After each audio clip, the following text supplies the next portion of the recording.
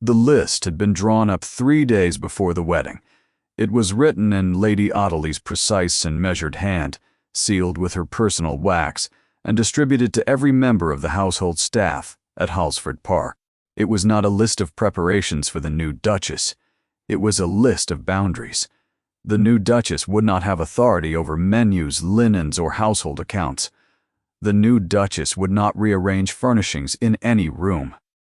The new Duchess would not enter the late Duchess Lenore's private chambers on the 3rd floor, which were to remain sealed as a permanent memorial.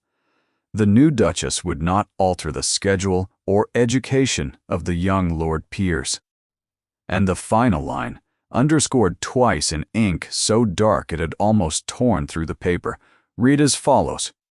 The new Duchess would remember that Halsford had been managed without her for 2 years and would continue to be managed without her interference. It was, beneath its veneer of administrative order, a declaration of war against a woman who had not yet crossed the threshold. The staff read it in silence. Some exchanged glances. A few of the older housemaids pursed their lips in quiet disapproval, but none of them dared speak against Lady Ottilie. She had ruled Halsford since the death of the first Duchess, and her authority, though unofficial, was absolute. She was the Duke's elder sister.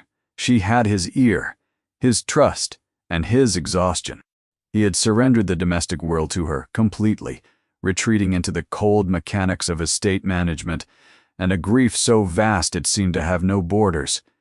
And now there was to be a new Duchess, a woman none of them had met, brokered into the family by a mutual acquaintance, chosen not for love or even particular affection, but for a practical purpose.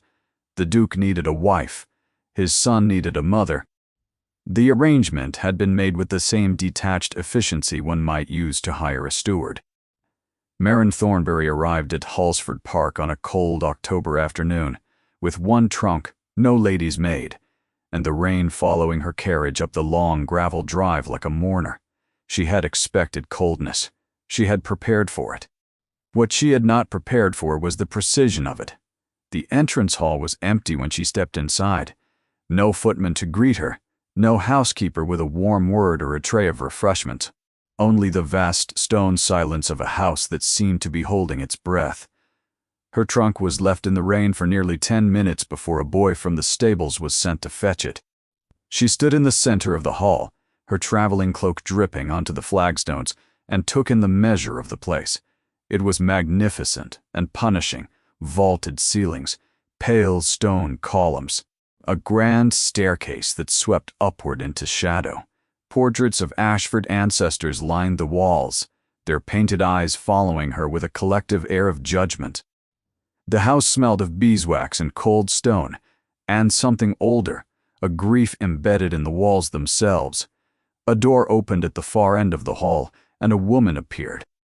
She was tall and angular, with iron-gray hair pulled back so tightly it seemed to stretch the skin of her temples. Her eyes were the same dark tawny brown as the Duke's, but where his held distance, hers held scrutiny. She wore black, though her brother's wife had been dead for 2 years. She wore it like armor. "You must be Miss Thornbury," the woman said. Her voice carried the particular kind of warmth that is worse than open hostility, because it pretends to be something it is not. "I am," Marin said. She did not correct the form of address. She was the Duchess now, married by proxy 3 days prior, but she understood immediately that titles would have to be earned in this house, not assumed. "I am Lady Ottilie. I manage the household. My brother asked me to show you to your rooms. He is occupied with estate business and will join you for dinner." She paused. "If he is able." The rooms were in the east wing. They were clean and adequately furnished, but deliberately modest for a Duchess. No view of the gardens, no adjoining sitting room. The wallpaper was faded to the color of old tea. The fireplace had been laid but not lit, and the chill in the air carried a message as clear as any written notice. You are here, but you are not welcome. You are tolerated, not embraced. Marin set her traveling case on the bed and removed her gloves. Her hands were steady. She had endured worse. She had endured the systematic destruction of everything she loved. She had watched her father's reputation torn apart by whispers and accusations. She had stood at his graveside with nothing left but a name she could no longer use and a truth no one would believe. Ma.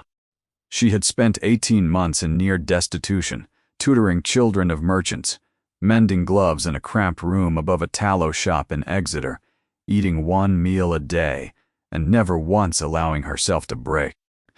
This cold, grand house with its hostile mistress and its absent duke was not a punishment. It was an opportunity, the only one she was ever likely to get. She unpacked her single trunk with the quiet efficiency of a woman accustomed to small spaces and fewer possessions. At the very bottom, beneath her plainest folded garments, wrapped in a square of oiled cloth, was a leather journal. It was her father's, his real name, and hers was not Thornbury. Thornbury was borrowed from a dead aunt, a name she had taken to enter this house unrecognized. Her true name was Marian Calloway. And her father, Dr. Aldrich Calloway, had been the physician summoned to Halsford Park 2 years ago to attend the first Duchess in her final illness. She pressed her palm flat against the journal's cover, feeling the cracked leather beneath her fingers. His handwriting was inside, his observations, his suspicions, his desperate and meticulous notes. The Duchess Lenore had not died of a wasting sickness, as the family had publicly declared. Her symptoms had been consistent with slow, deliberate poisoning. Poison administered in careful doses over many months, hidden in tinctures or food, building silently in the body until it could no longer fight. Her father had tried to raise the alarm. He had written to the Duke. He had consulted with a colleague in London. And for his trouble he had been accused of incompetence, of hastening the Duchess's death through negligent treatment. Lady Audley had led the campaign against him. She had written letters. She had spoken to magistrates. She had ensured that Dr. Calloway's name was blackened so thoroughly that no family of standing would ever employ him again. He had died 6 months later, broken and disgraced, in a rented room in Plymouth. His daughter had inherited nothing but his journal, his suspicion, and an unshakable conviction that somewhere in this house lay the proof of what had really happened to Lenore Ashford. That, and the memory of Rosewood, the cottage in Devon that had been in the Calloway family for 3 generations. It had been sold to pay debts that were manufactured from lies. Debts her father had never owed. Debts that existed only because Audley's campaign had made him unemployable. Rosewood was gone. Her father was gone. Everything was gone except the truth, and the truth was locked inside this house. Marian hid the journal beneath a loose board under the wardrobe. She straightened, smoothed her dress, and looked at her reflection in the small spotted mirror above the washstand. A pale face, dark hair pinned simply, gray-green eyes that gave nothing away. She was the Duchess of Halsford now. She had a role to play and a truth to uncover, and the woman who had destroyed her father was standing right outside her door. Dinner that first evening was an exercise in endurance. The dining room was cavernous, the table long enough to seat 30, and 3 place settings had been arranged at one end with a formality that felt more like a tribunal than a meal. Lady Audley sat at the Duke's right, the position of authority. Marian sat opposite, at a distance that required her to raise her voice slightly to be heard, a small but deliberate indignity. The Duke Corwin Ashford, 9th Duke of Halsford, arrived late. He entered without apology, his dark coat still carrying the scent of the outdoors, of wet earth and cold wind. He was tall and broad-shouldered, with a face that might have been handsome if it had not been so utterly shut down. His jaw was set in a permanent line of tension. His deep brown eyes, when they briefly met Marian's, held no curiosity, no warmth, no recognition that this woman was now his wife. He looked at her the way one might glance at a new piece of furniture, something acquired out of necessity, already half forgotten. "Good evening," he said. His voice was low, clipped, and he directed it at the table in general rather than at her specifically. "Good evening, Your Grace," Marin replied. She kept her tone even, her gaze steady. Lady Audley controlled the conversation entirely. She spoke of estate matters, of tenant disputes, of a drainage problem in the lower fields. She addressed her brother with an easy familiarity that excluded Marin completely. Not once did she turn to her new sister-in-law. Not once did she ask a question or offer an opening. The Duke responded in monosyllables, his attention fixed on his plate, his mind visibly elsewhere. He ate mechanically, without appetite. Marin ate in silence. She observed. She catalogued. She noted the way the footmen glanced at Lady Audley before serving each course, taking their cues from her rather than from the Duchess. She noted the way the Duke's hand tightened around his glass when his sister mentioned the name of his son. She noted the absence. A chair at the table, slightly smaller than the others, pushed back against the wall. A child's chair. Empty. "Where does Lord Piers take his meals?" Marin asked, during a lull in Audley's monologue. It was the first question she had ventured, and the effect was immediate. The Duke's head came up. His eyes for the first time focused on her with something approaching sharpness. Audley set down her fork with a precise, controlled motion. "Piers eats in the nursery," she said. Her voice was pleasant, but the temperature of the room seemed to drop. "He has a routine. It is important that it is not disrupted."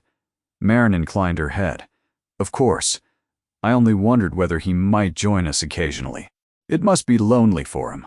Up there the Duke said nothing, but something flickered behind his eyes, a shadow crossing still water, before he looked away again.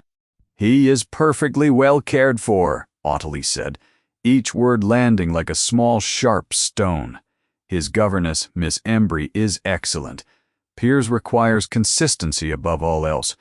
Disruption is the worst thing for a child in his condition." His condition. The words hung in the air. Marin did not press further. She had learned what she needed to learn. The child was being controlled, managed, kept at a distance. And the Duke, wrapped in his own impenetrable grief, had allowed it. She returned to her room that night and sat on the edge of the narrow bed, listening to the house settle around her. The wind pressed against the windows. Somewhere deep in the building a clock struck 11. She had entered the stronghold. She had met the enemy. She had measured the walls and found them formidable, but she had also seen something she had not expected. Something that complicated everything. The Duke was not merely cold. He was in pain. A deep, unresolved, suffocating pain that had calcified around him like stone. And his son, the small ghost in the nursery, was drowning in it. She had come here for justice, for her father, for the truth. She had not come here to care about these people. But as she lay in the dark staring at the ceiling of her unwelcoming room, she felt the first treacherous stirring of something she could not afford. Compassion. She closed her eyes and forced it down. Sentiment was a luxury she had abandoned long ago. She had a purpose, and she would see it through. She did not yet know that the house had already begun to change her in ways she could not control and could not undo. The child found her on the third morning. Marin had risen early, before the household was fully awake, and had gone to the library. It was the one room where she felt she could breathe. The Duke did not use it in the mornings, preferring his study for estate correspondence, and Lady Audley considered it a dusty irrelevance. It was therefore the closest thing to sanctuary Marin had found. She was standing by the tall windows watching the mist lift from the parkland when she heard it, a sound so small it was almost nothing, the soft pad of feet on wooden floorboards. She turned. A boy stood in the doorway. He was small for his age, 5 years old, but slight, almost translucent in the pale morning light. He had fair hair that fell across his forehead in uncombed wisps, and his mother's wide-set eyes, the color of a winter sky. He wore a nightshirt that was too long for him, the hem trailing on the floor, His feet were bare and pink with cold. He stared at her. Not with fear, not with curiosity, but with a kind of cautious, unblinking stillness, like a wild creature deciding whether to stay or bolt. Maren did not move. She did not speak. She understood instinctively that any sudden gesture, any bright greeting, would send him running. So she simply stood, her hands loose at her sides, and let him look. This was Piers, the Duke's son.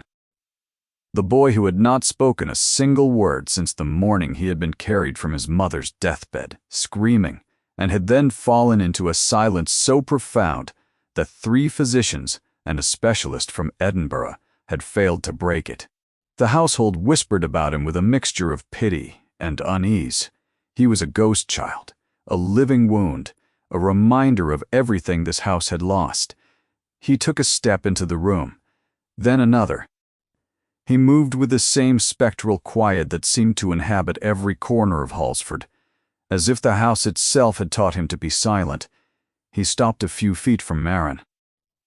He tilted his head to one side and studied her face with an intensity that was startling in one so young. Then, without any apparent decision, he reached out and placed his small, cold hand inside hers. Maren's breath caught. His fingers were tiny, fragile, and utterly trusting. He did not grip.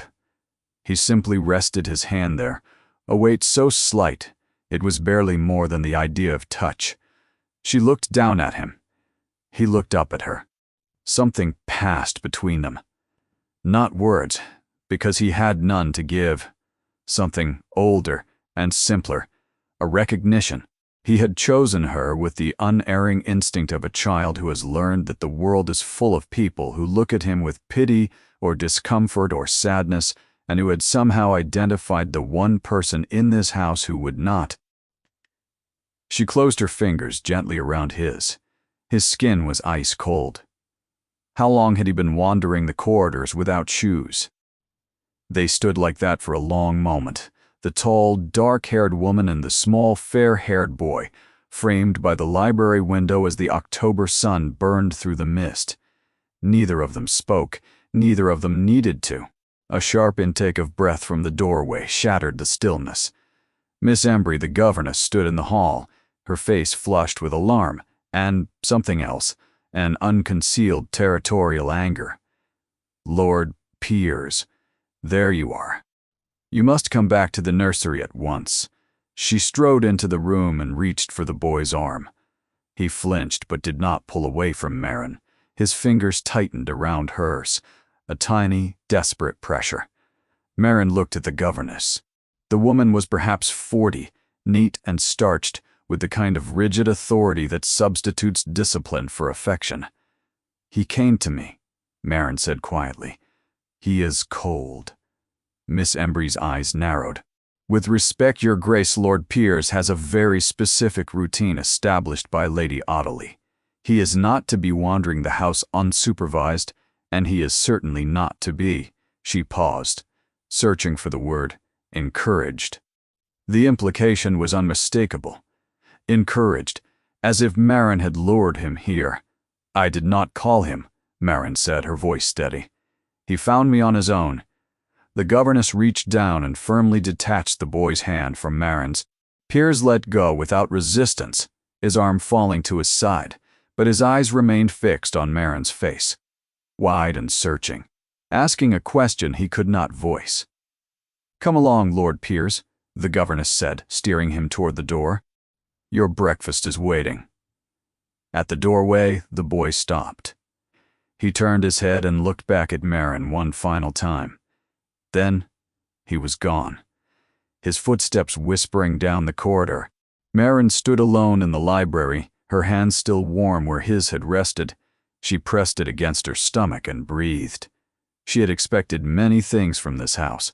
She had expected hostility, isolation, suspicion. She had not expected a child's hand in hers. She had not expected to feel a crack run through the careful wall she had built around her heart. The report reached Lady Audley before lunch. Maren did not hear the conversation, but she saw its aftermath. The governess emerged from Audley's sitting room with a tight, vindicated expression. That afternoon, a new addition appeared on the household notice board in the servants' hall.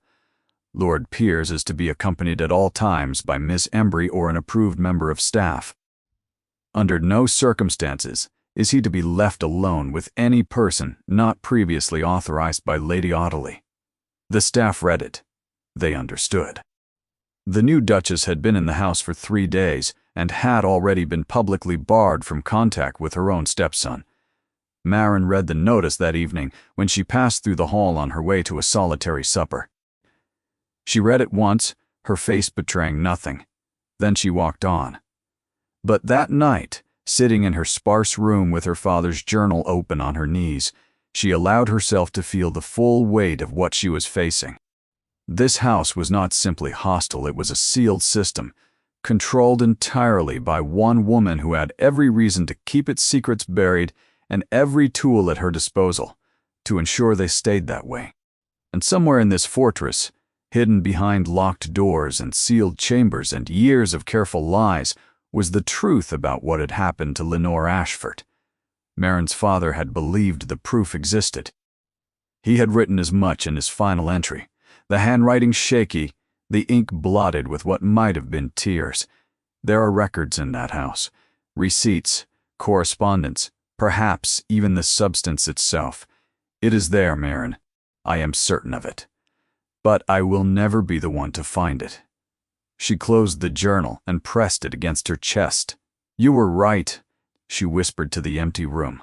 And I will prove it, even if this house and everyone in it tries to stop me. She did not know that across the darkened corridor behind the nursery door, a small boy was lying awake in his bed, staring at the ceiling with wide open eyes, his fingers curled around the memory of her hand. And she did not know that 1 floor below, in the study that smelled of ink and leather and solitude, the Duke of Halsford had just been told by his sister that the new Duchess had already, on her 3rd day, attempted to interfere with the care of his son. Audley's account was measured, concerned, entirely reasonable, and entirely false. Corwin listened. He nodded. He said he would look into it. And after his sister left, he sat alone in the dark, staring at the fire, and felt something he had not felt in 2 years. Doubt. The doubt did not announce itself. It did not arrive as a sudden revelation or a dramatic shift. It crept in the way damp creeps into stone, slow, persistent, and impossible to ignore once it had taken hold. Corwin first noticed the change in his son 3 days after the incident in the library. He was crossing the entrance hall on his way to meet the estate surveyor when he caught a glimpse of movement at the top of the grand staircase. He looked up and saw Piers standing at the balustrade, his small hands gripping the polished rail, his face pressed between the balusters. The boy was watching the front door, waiting. It was not unusual for Piers to stand in high places and stare. He often perched at windows, his gaze fixed on some distant point only he could see. The physicians had called it a symptom of his withdrawal, a retreat into an interior world. But this was different. The boy was not gazing vacantly into the middle distance. He was watching with intent, his body angled forward, his attention sharp. He was looking for someone. The governess appeared behind him within moments. "Come away from there, Lord Piers," Miss Embry said, her hand settling firmly on his shoulder. "You know you are not to be on the staircase alone." Piers did not resist. He allowed himself to be led away. But as he turned, his eyes swept the hall below, searching, and for a fraction of a second his gaze found his father's. Corwin stopped mid-stride. The boy's expression was not vacant. It was not the blank, affectless mass the physicians had described in their reports. It was raw and open and desperate, with a longing so fierce it struck Corwin like a physical blow. Then Miss Embry's hand guided the boy around the corner, and he was gone. Corwin stood in the hall, his appointment with the surveyor forgotten. When had he last truly looked at his son, not glanced at him over breakfast, not nodded to him as he passed the nursery? When had he last sat with the boy, held him, searched his face for what lay beneath the silence. He could not remember. The admission was like swallowing broken glass. He resumed his walk to the surveyor's office, his pace slower, his mind no longer on drainage and field boundaries. That evening he asked Audley a question he had not thought to ask before. "How is Piers? Is he well?" Audley looked up from her embroidery, her needle pausing mid-stitch. "He is the same," she said. "Quiet. Miss Embry reports no change." She resumed her work. "The specialist from Edinburgh suggested we consider a more structured regimen. I have written to him for details. But is he happy?" Corwin pressed. Audley regarded him with an expression that was equal parts patience and warning. "Happiness is not the concern at present, Corwin. Stability is. Routine is. The child has experienced a profound shock. Recovery will be gradual if it comes at all." She snipped a thread with her small silver scissors. "What has brought this on?" He shook his head. "Nothing. I merely wondered." But it was not nothing, and they both knew it. The following morning, Corwin made a decision that surprised even himself. Instead of going directly to his study after breakfast, he took the long corridor that ran past the morning room. He told himself it was a shortcut. It was not. Marin was there.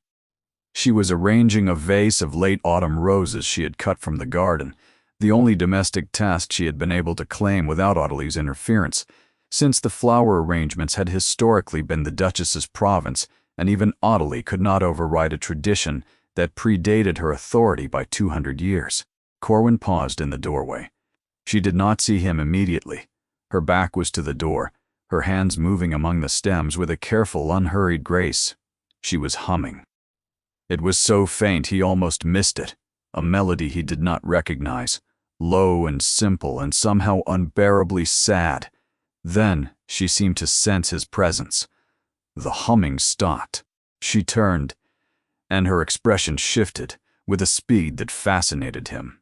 Surprise, then a flicker of something unguarded, then the composed, neutral mask she wore like a second skin.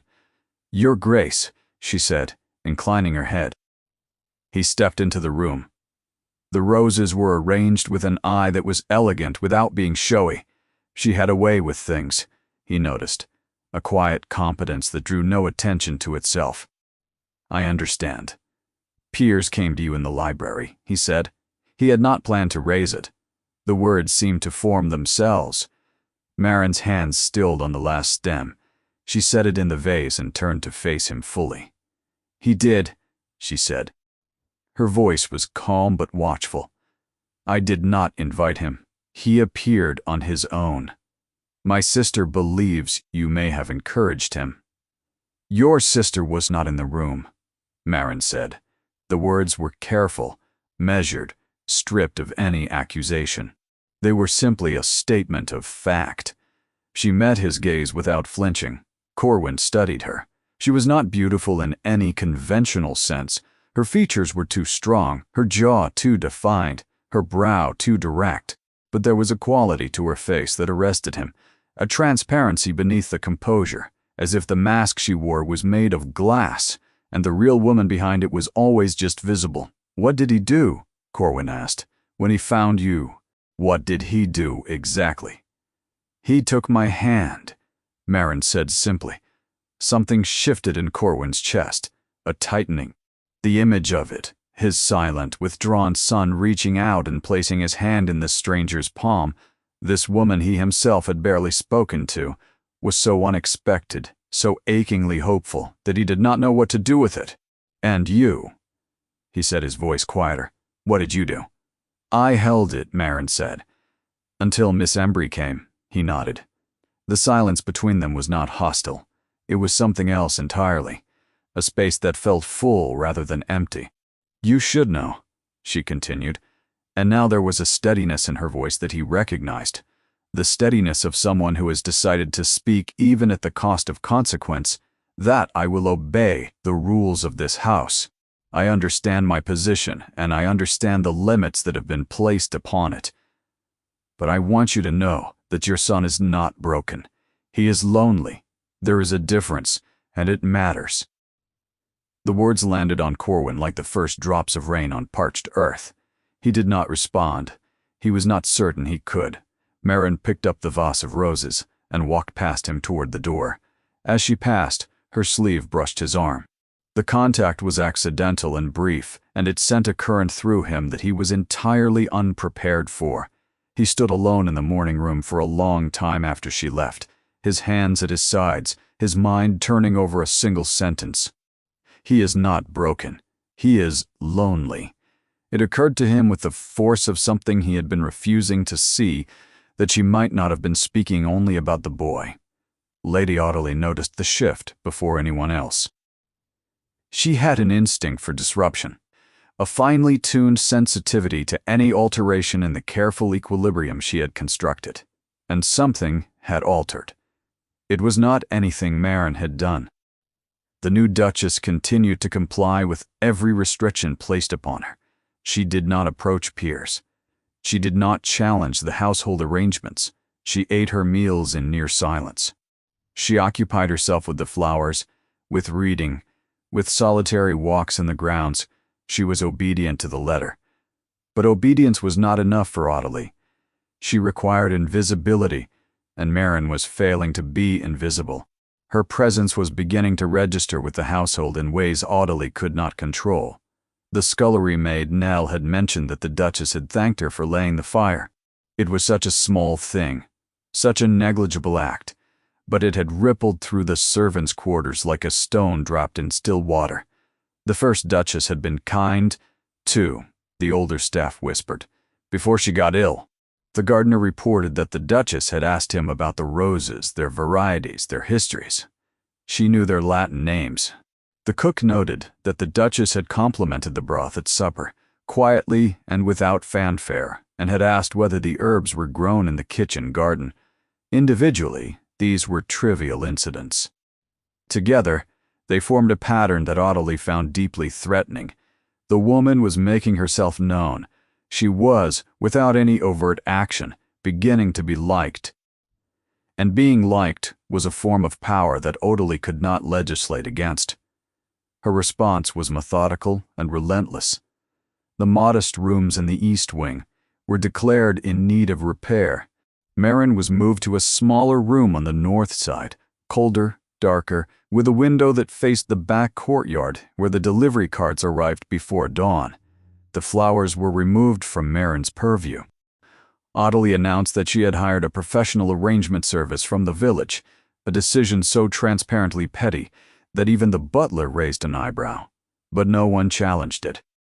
Merrin's place at the dinner table was shifted further from the Duke, an additional chair's width that turned conversation into near impossibility, and the governess was given a new instruction.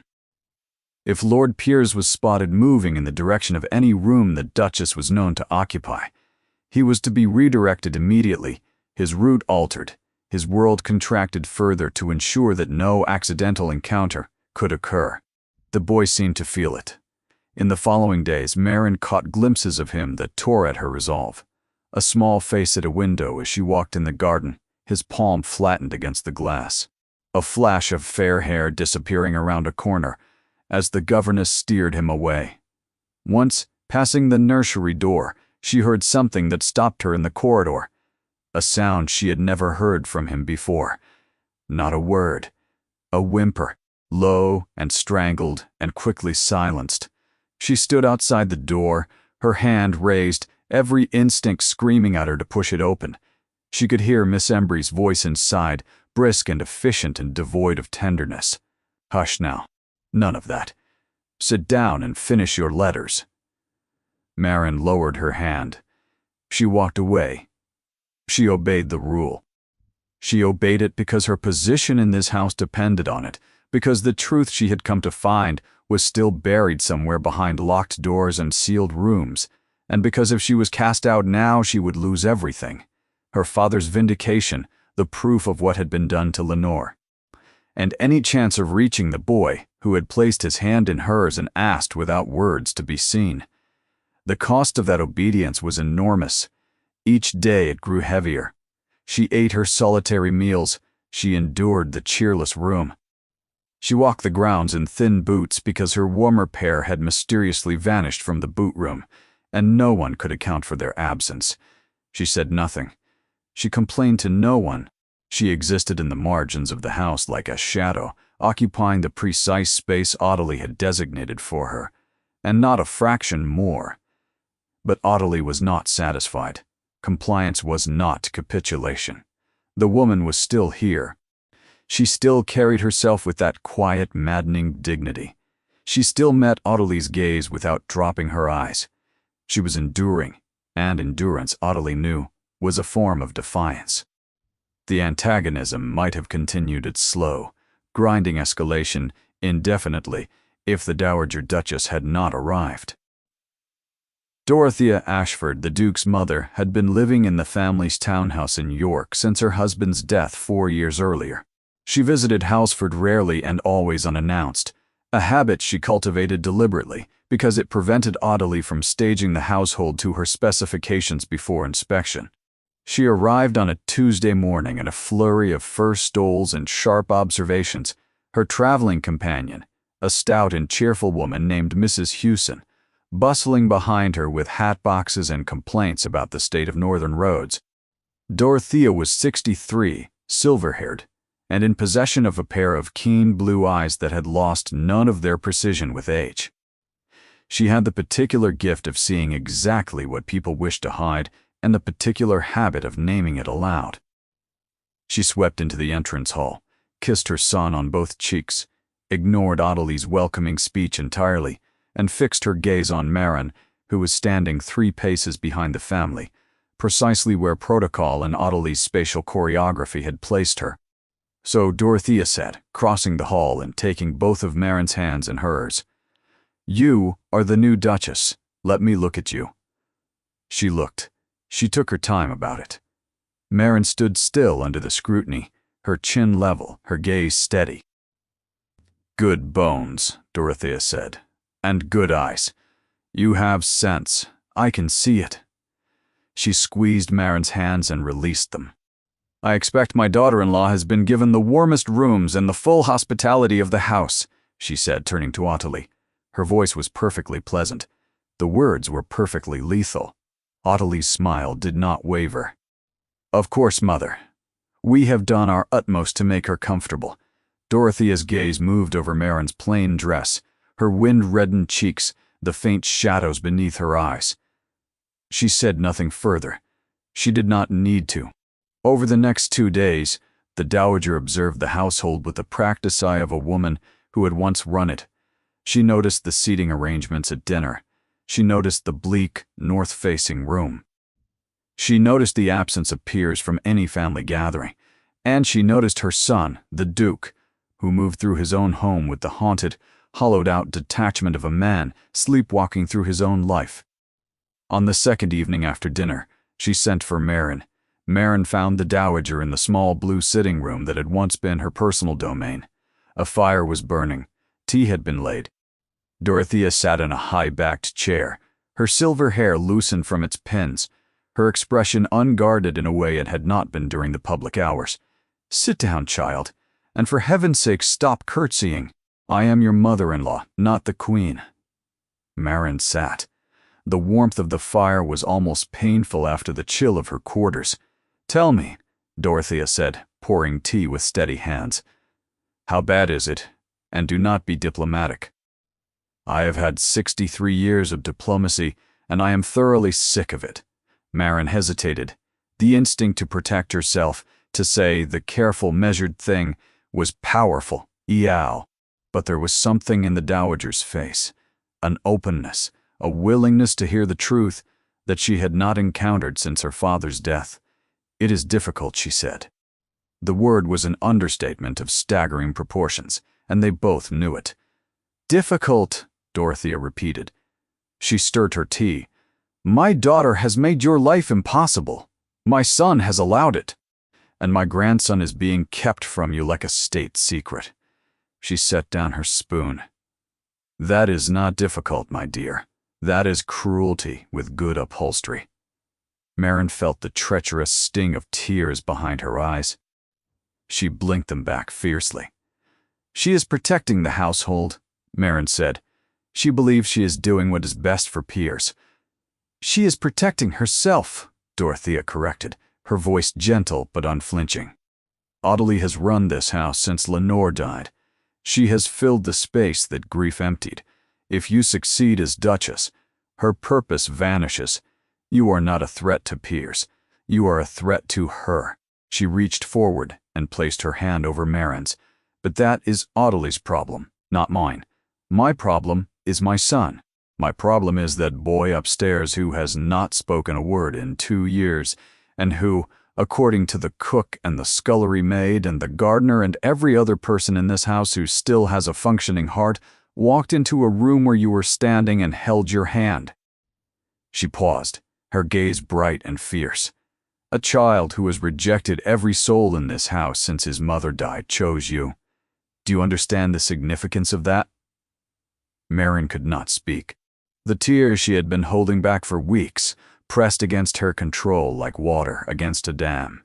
I was told not to encourage him, she managed. By whom? By Audley. Dorothea shook her head. Audley is not his mother. She is not his stepmother. You are. You may have come to this marriage for your own reasons, my dear, and I suspect those reasons are more complicated than anyone in this house imagines. But you are here now, and that child needs you. She set down her teacup with a decisive click. And so, though he would rather swallow hot coals than admit it, does my son. She stood up and walked to the fireplace, resting one hand on the mantel. Corwin was not always like this. Before Lenore died, he was serious, yes, but he was kind. He laughed. He rode with his son on his shoulders. He loved with a depth that terrified him. And when he lost her, he simply shut it all down.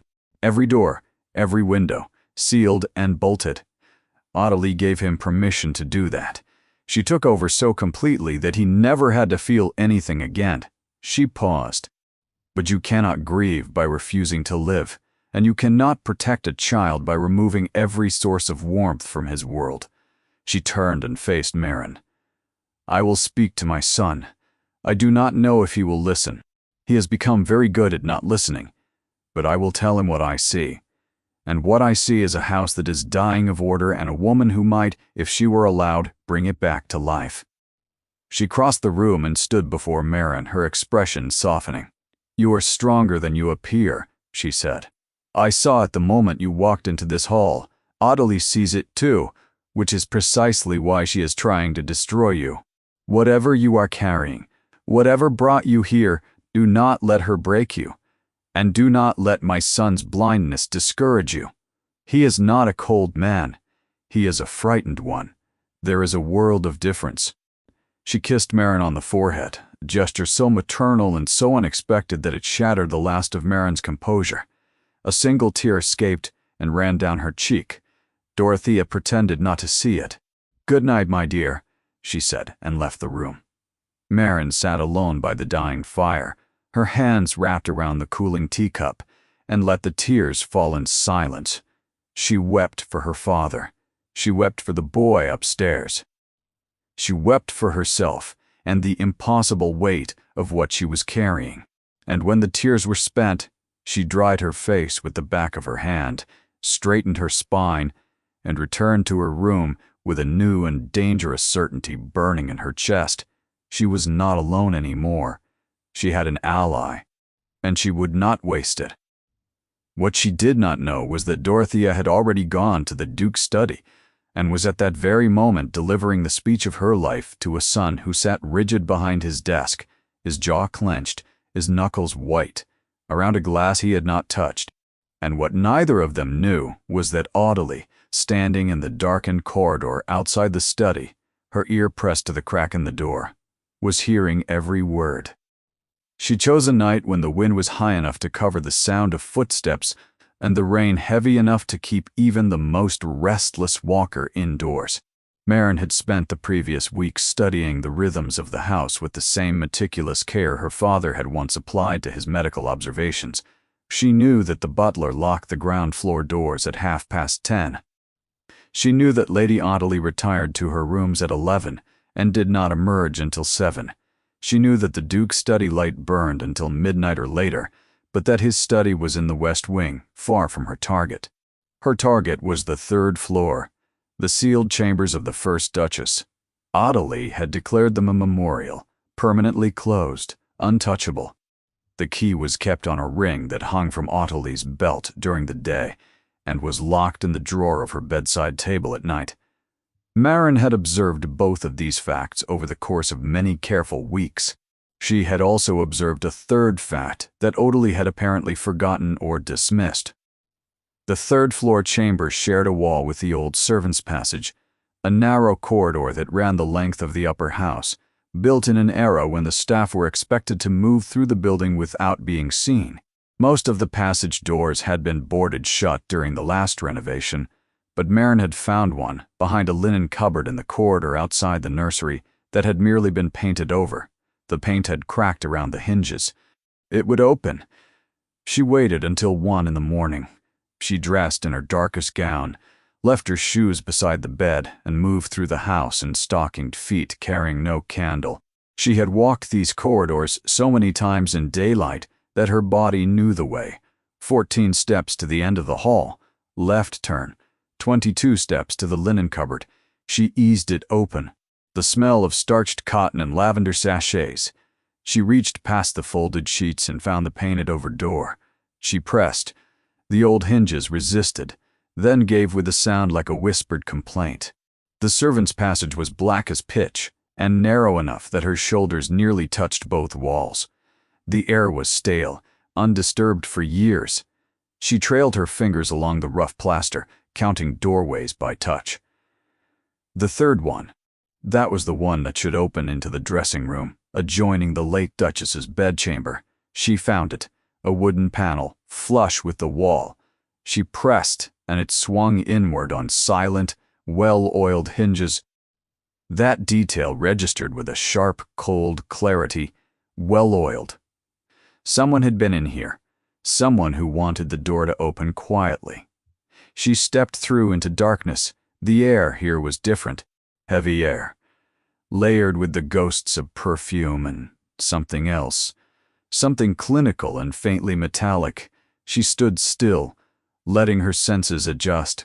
Moonlight seeped through a gap in the heavy curtains, enough to outline the shapes of furniture. A dressing table, a wardrobe, a chaise longue draped in dust sheets. She moved through the dressing room and pushed open the connecting door to the bedchamber itself.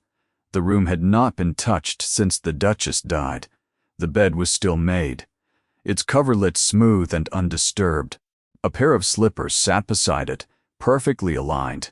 A book lay on the nightstand, a ribbon marking a page that would never be turned. It was a shrine, and it was heartbreaking, but Marin had not come here for grief. She had come for evidence. Her father's journal had been specific. In his final weeks attending the Duchess, he had noticed a bottle of tonic on this very nightstand, prescribed not by him but by another source he could not identify. He had asked the Duchess about it. She had said only that Ottilie prepared it for her each evening, a restorative, something to help her sleep. He had asked to examine it. The Duchess had refused, gently but firmly. Ottilie says it is her own recipe. I do not wish to offend her. The tonic was gone from the nightstand now, but if it had been prepared regularly over a period of months, there would be evidence somewhere. Bottles, ingredients, correspondence with an apothecary. Marin began to search. She moved through the room with silent, systematic precision. She checked the drawers of the nightstand. Empty. The wardrobe. Only gowns preserved in cedar. The writing desk by the window. Locked. She knelt beside the desk and examined the lock. It was a simple mechanism, the kind that could be turned with a hairpin. She had learned this skill in Exeter, when the landlord of the tallow shop had changed the locks on her room, and she had been forced to retrieve her belongings through ingenuity rather than confrontation. The lock turned. The desk drawer slid open. Inside she found a small wooden box, and inside the box 3 glass vials. 2 were empty, their insides coated with a fine white residue. The third was half full of a clear, colorless liquid. Beside the vials was a folded receipt from an apothecary in Whitby, made out not to Lady Audley but to a false name, Mrs. Hartwood. But the handwriting on the receipt, the neat, angular script was unmistakable. Marin's hands shook. She held the vial up to the thin moonlight. The liquid caught the light and seemed to glow with a faint, pearlescent sheen. This was it. This was the proof her father had died trying to find. The substance that had been administered to the Duchess night after night, hidden in a sleeping tonic, presented as care while it slowly, methodically extinguished a life. She wrapped the vials and the receipt in her handkerchief and tucked them into the inner fold of her gown, pressing them flat against her ribs. She closed the drawer, relocked it, and turned to leave. A shape stood in the doorway. Her heart stopped. Every muscle in her body seized. The shape was tall, broad, motionless, filling the frame of the dressing room door. She could not breathe. Then the shape spoke, and his voice was low and rough and vibrating with an emotion she could not immediately identify. "I told myself I would not follow you again. The Duke." She could not see his face, only his outline against the faint light of the passage behind him. He stepped into the room and she heard the scratch of a match. A candle flared to life on the mantelpiece. The flame threw their shadows onto the walls, enormous and distorted. His face was terrible, not with anger, though anger was there, a white-hot wire running beneath the surface. It was terrible with something far worse. He had already begun to piece it together. "You came in through the servants' passage," he said. His voice was controlled, but barely. "You have been here before." "No," Marin whispered. "This is the first time. I swear it." His eyes moved to the front of her gown where the shape of the handkerchief bundle was faintly visible beneath the fabric. He saw it. She watched his gaze register what it meant. A woman emerging from his dead wife's sealed chamber, with something hidden against her body. "What have you taken?" he asked. The question was quiet. It was the quietest thing she had ever heard. And in that moment, standing in the dead woman's room, with the dead woman's husband watching her, and the evidence of what she believed to be murder pressed against her heart, Marin understood that she had reached the edge of everything. There was no lie clever enough. There was no evasion subtle enough. There was only the truth, the whole truth offered without protection and without guarantee. "My name is not Marin Thornbury," she said. Her voice did not tremble. She had moved beyond trembling into a clarity so sharp it felt like glass. "My name is Marin Calloway. My father was Dr. Aldrich Calloway. He attended your wife in her final illness, and he was destroyed for what he discovered here." She reached into the fold of her gown and drew out the handkerchief. She unfolded it on the nightstand beside the dead Duchess's book and the dead Duchess's slippers. The 3 vials caught the candlelight. "Your wife was poisoned," she said. "These are the remains of the substance used to kill her, and the receipt in that handkerchief will show you who obtained it." The silence that followed was the longest of her life. Corwin did not move. He stood rooted to the floor, his eyes fixed on the vials. The candlelight played across his face, and she watched the progression of what he felt as clearly as if it were written in fire. Disbelief, recognition, horror. And then, rising from beneath all of it like something surfacing from a great depth, a grief so raw and so annihilating that it seemed to strip the years from him, leaving him not a duke, but a man, a husband, standing in the room where his wife had died. She had been taken. He reached out and picked up one of the empty vials. His hand was steady, but the tendons in his wrist stood out like cords. He held it to the light and looked at the white residue coating the glass. "Who?" he said. The word was barely a sound. Marin picked up the receipt and held it out to him. He read it. She watched his eyes move over the handwriting. She watched him recognize it. She watched the color leave his face in a single terrible wave. "No," he said. His voice cracked on the word. The sound of it filled the room.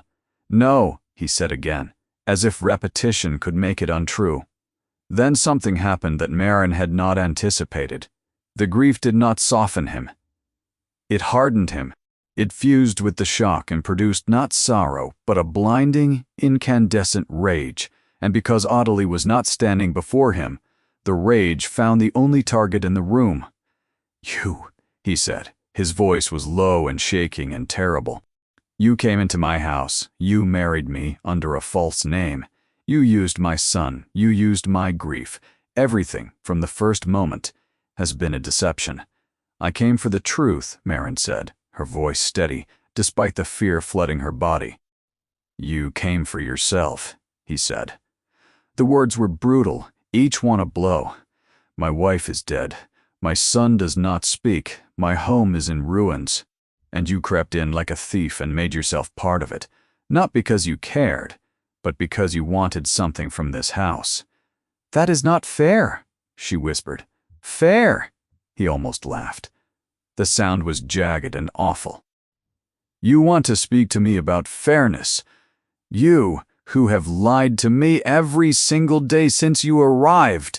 He turned from her. He gripped the edge of the mantelpiece with both hands, his head bowed, his shoulders rigid. "Get out," he said. The words fell into the silence like stones into deep water. Marin stood motionless. She had imagined many outcomes to this night. She had imagined discovery, accusation, even arrest. She had not imagined this. The raw, wounded fury of a man who had just learned that his wife was murdered, and that the woman he had begun against every instinct to trust had been lying to him from the start. "Corwin," she began. "Do not use my name," he said without turning. His voice was barely controlled. "You will leave this house tonight. Pack what you brought. A carriage will be ready within the hour. You will go, and you will not come back." "And the vials?" she asked. "The receipt? Your wife?" He turned his head. His profile was stark in the candlelight, all sharp angles and devastation. "I will deal with it. It is my house, my family, my wife, not yours. None of this was ever yours." The words cut deeper than she had thought words could, because buried inside his cruelty was a truth she could not deny. She had deceived him. She had entered his life through a lie. Whatever her reasons, whatever justice she sought, the foundation of everything between them was false, and he had every right to reject it. She looked at him one last time. His back was to her again, his hands braced against the mantel, the candle throwing his shadow long and dark across the floor. "I am sorry," she said, "not for coming here, not for seeking the truth, but for the way you had to learn it. You deserve better than this." He did not answer. She left the room. She walked down the servants' passage and through the silent corridors of the sleeping house. She climbed the stairs to her room. She packed her trunk, the same single trunk she had arrived with. She placed her father's journal on top, no longer hidden, no longer a secret. She carried the trunk down the grand staircase at 3:30 in the morning. The entrance hall was dark and vast and empty. The carriage was waiting in the courtyard, its lamps burning in the rain. She stepped outside. The cold hit her like a wall.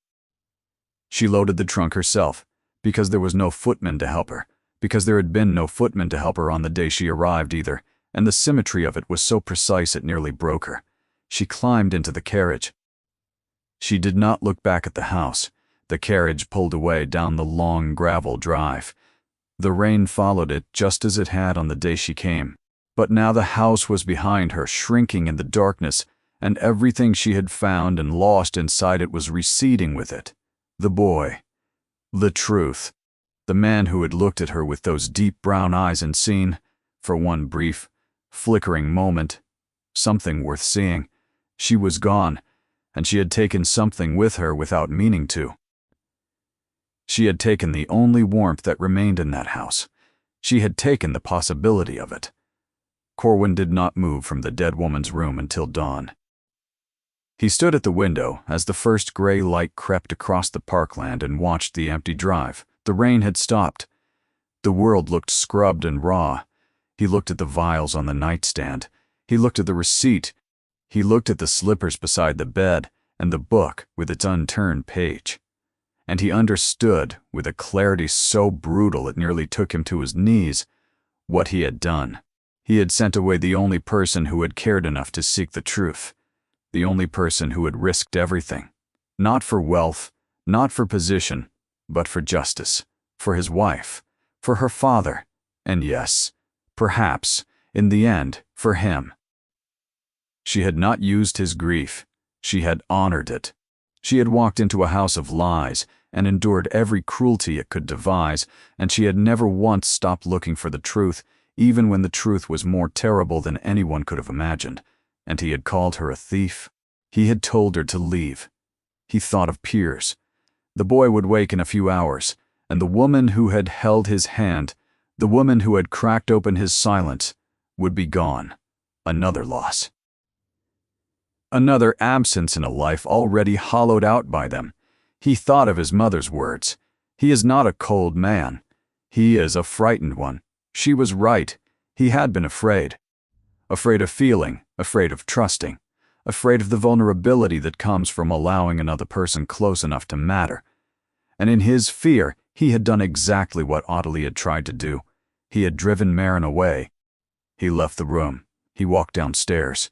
He went to his study and sat at his desk and picked up the vials and the receipt and his dead wife's name and the weight of 2 years of blindness, and he began to work.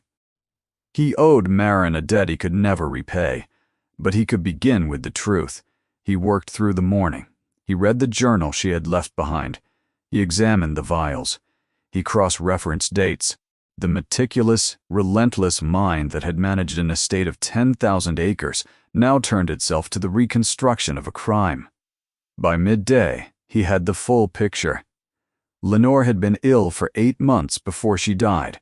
Ottilie had assumed the role of primary caretaker, overseeing meals, administering tonics, controlling access. Dr. Calloway had been permitted to attend, but his recommendations had been consistently overridden by Ottilie, who claimed to be following the advice of a specialist in London. No such specialist existed. The motive was not hatred. It was something colder and more pragmatic. With Lenore alive, Ottilie was a guest in the house, tolerated, useful, but ultimately peripheral. With Lenore dead and Corwin shattered by grief, Ottilie became indispensable. She had the Duke's trust. She had authority over his son. She had the running of the estate. She had power.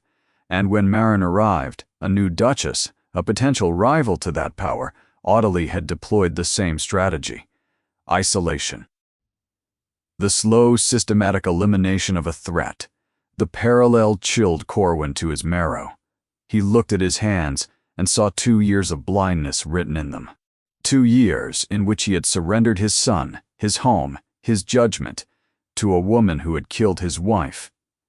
He wrote letters to the magistrate, to a solicitor in York, to a physician who could analyze the contents of the vials. His pen moved with a hard, driving fury across the paper. Then he wrote one more letter.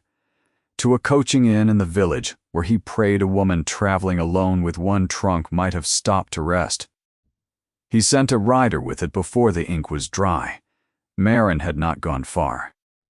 She had spent the night at the inn in the village, sitting upright in a hard chair, because she could not bring herself to lie down, staring at the wall, her father's journal in her lap, her mind replaying every moment of the confrontation until the words blurred and merged into a single unbearable ache. The letter arrived at noon. She read it standing in the narrow hallway of the inn, her hands trembling, her vision swimming. It was short. It said only this: "I was wrong. Come back.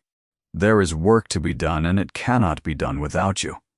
I will not ask your forgiveness, because I have not yet earned it, but I am asking you to come home."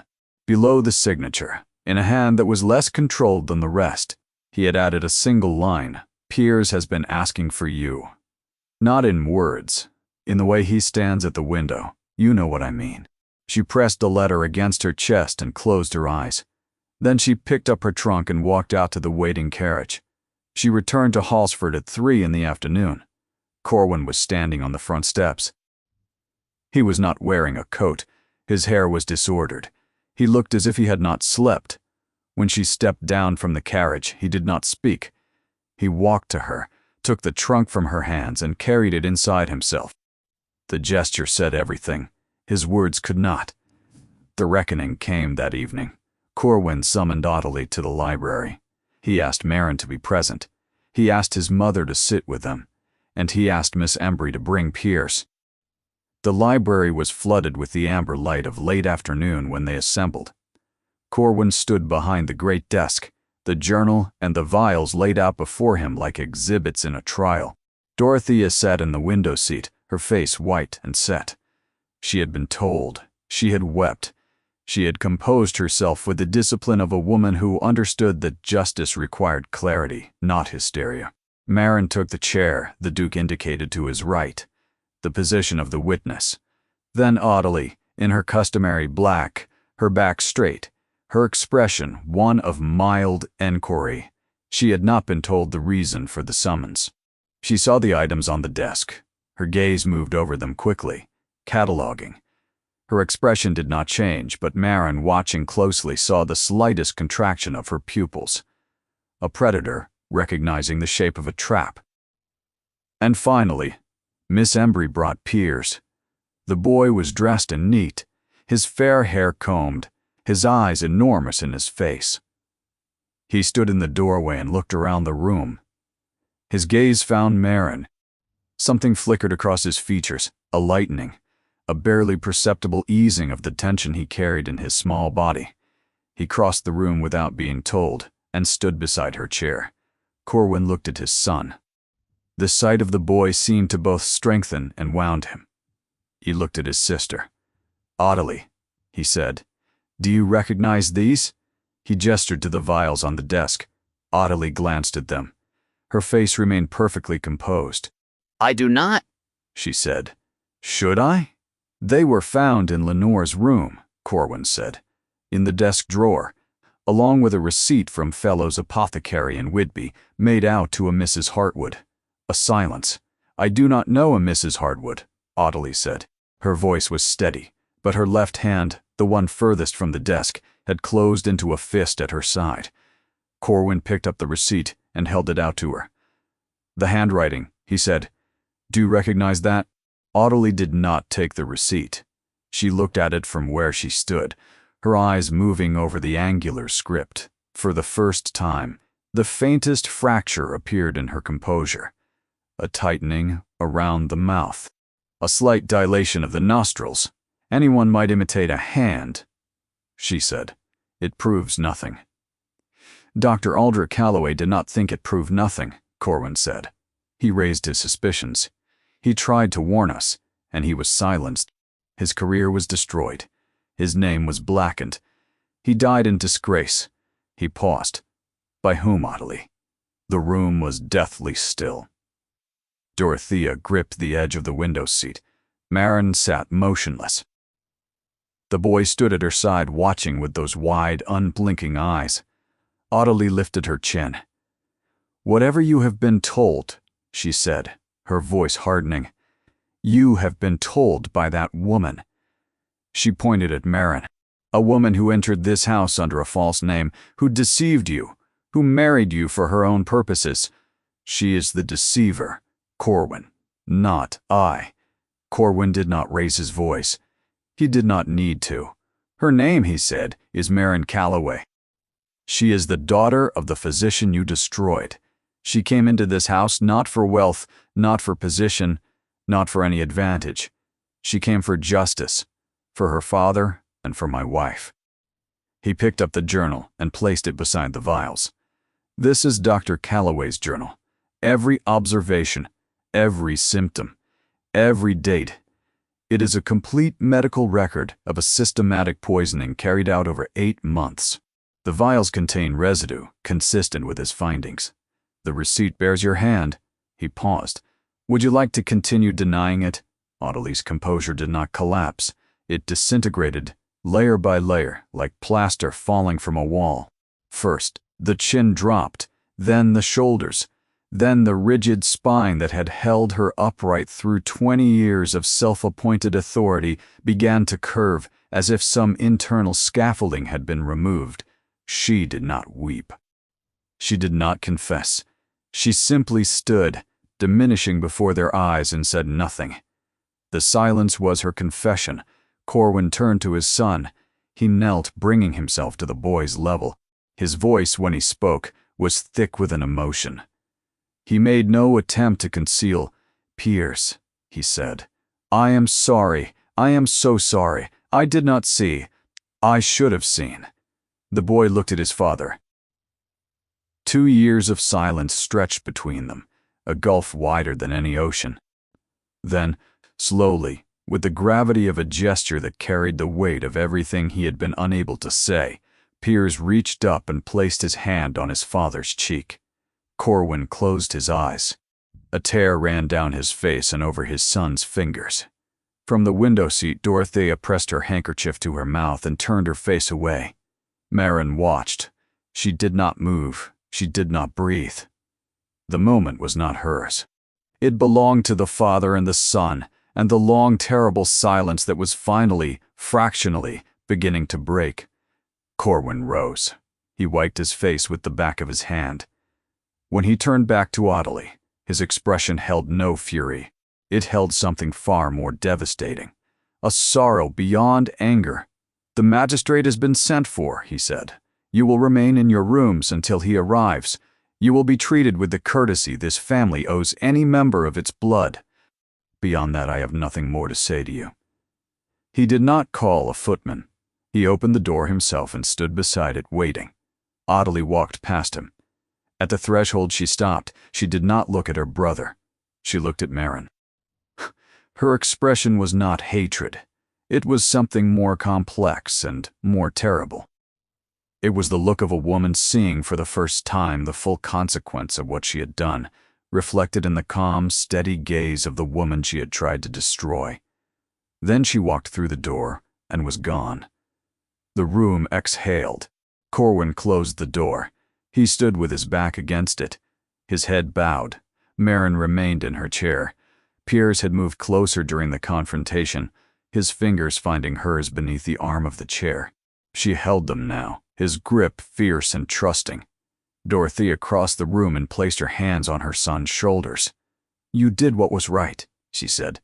"You did what was just." He nodded but could not speak. Dorothea looked at Maren. Her eyes were bright with tears, but her voice was clear. "And you, my dear, you gave us the truth. At a cost I cannot imagine." She paused. "Your father would be very proud." The words unlocked something in Maren that she had kept sealed for years. She bowed her head and wept, silently, her shoulders shaking, one hand pressed over her eyes, and the other still held tightly by the boy who would not let go. 8 months had passed. Spring had come to Halsford Park, and it had come as though making up for years of absence. The gardens blazed with color. The windows stood open. The stone corridors that had once held nothing but cold echoes now carried the sound of birdsong from the terraces, and occasionally something that had not been heard within these walls for longer than anyone could remember. A child's laughter. Piers had spoken his first words 6 weeks after Audley's removal. It had not been a grand declaration. It had not been addressed to his father or to the physicians who still visited fortnightly. He had been sitting on the library floor with a picture book while Maren catalogued the shelves above him, a project she had undertaken to bring order to the neglected collection. She had been humming the same low, sad melody Corwin had once heard in the morning room, and Piers had looked up from his book and said, in a voice rusty from disuse but perfectly clear, "More." Maren had stopped. She had looked down at him. He had looked up at her, and the word hung between them like a bell, still vibrating. She had knelt beside him and begun to hum again. He had leaned against her arm and closed his eyes, and the silence that had entombed this child for 2 years cracked open like ice in a spring thaw. The words came slowly after that, single syllables at first, then pairs. Then short, halting sentences that grew longer and more confident with each passing week. He spoke most freely with Marin, less so with his father, and hardly at all with strangers. But he spoke. The physicians called it remarkable. Dorothea called it a miracle. Marin called it nothing at all. She simply listened. The household had transformed around them. Audley's trial had been swift and devastating. The apothecary in Whitby had confirmed the purchases. A toxicologist in London had identified the residue in the vials. The evidence, combined with Dr. Calloway's meticulous journal, was overwhelming. Audley had been convicted and sentenced. The case had been reported in the county papers with the kind of horrified fascination reserved for crimes that shattered the assumptions of class and propriety. A duke's sister, a duchess's murder. Dr. Calloway's name had been cleared. A formal notice had been published in the medical journals, retracting the accusations of negligence, restoring his reputation posthumously. And Rosewood, the cottage in Devon, had been recovered. Corwin's solicitors had traced the fraudulent sale, unwound the manufactured debts, and restored the property to its rightful owner. Marin had received the deed on a Tuesday morning, standing in the library, and had held it in both hands, and stared at it for a long time without speaking. She had visited Plymouth, sitting on the bench beside her father's grave, with the spring wind pulling at her hair, and had felt something she had not felt in years: peace. Not the absence of pain, but the presence of completion. A circle closed, a debt repaid. She had returned to Halsford. She had returned because the boy needed her. She had returned because the library needed her. She had returned because of 1,000 reasons she could name, and one she could not. Corwin had changed. The alteration was not dramatic. He was still serious, still formal, still inclined toward long silences and the private company of his own thoughts. But the fortress had been breached. The walls were coming down, stone by stone, in ways so subtle that only someone watching very closely would have noticed them. He smiled now, rarely, briefly, and almost always when he did not think anyone was looking. But Marin was always looking. He spent mornings with Piers. Not overseeing, not supervising, simply being present. He sat on the nursery floor and built towers of wooden blocks that the boy demolished with shrieks of delight. He carried his son on his shoulders through the gardens. He read to him in the evenings, his low voice filling the nursery with stories of ships and distant lands while the boy curled against his chest and listened with an intensity that seemed to drink the words in, like rain. And he came to the library. Every afternoon, without announcement, without pretense of purpose. He would stand by the window and watch Marin work, or he would sit in the armchair by the fireplace and read while she sorted and shelved and annotated. They talked. About books at first, safe, scholarly conversations about the collection, about the histories it contained, about the world it represented. Then, gradually, about other things. About the estate, about Piers, about the future, never about the past. The past was a country they had both crossed, scarred and exhausted, and neither of them wished to return to it, but it was present between them always. It was present in the way he looked at her when she was not watching, with an expression of such profound, bewildered gratitude that it would have embarrassed them both had she seen it. It was present in the way her breath caught when his hand brushed hers as he passed her a book. It was present in the way Piers moved between them, a small, bright thread stitching two damaged lives together, with the unself-conscious certainty of a child who has decided that these two people belong to each other. On a warm evening in late May, Corwin found Marin on the terrace overlooking the lake. The sun was setting, painting the water in shades of copper and gold. She was standing at the balustrade, her face turned toward the light, and something about the image stopped him in his tracks. She was wearing a dress of deep blue, one his mother had insisted on buying for her. Her dark hair was loose, falling past her shoulders. She looked in that moment not like a woman who had suffered and survived, but like a woman who had come home. "Marin," he said. She turned. She smiled. She had a way of smiling that started in her eyes and reached her mouth last, as if joy was something she still had to give herself permission to feel. The solicitor has confirmed the final settlement, he said. Rosewood, your father's practice, the pension, everything is in order. You are a woman of independent means. She nodded. Thank you. He came to stand beside her at the balustrade.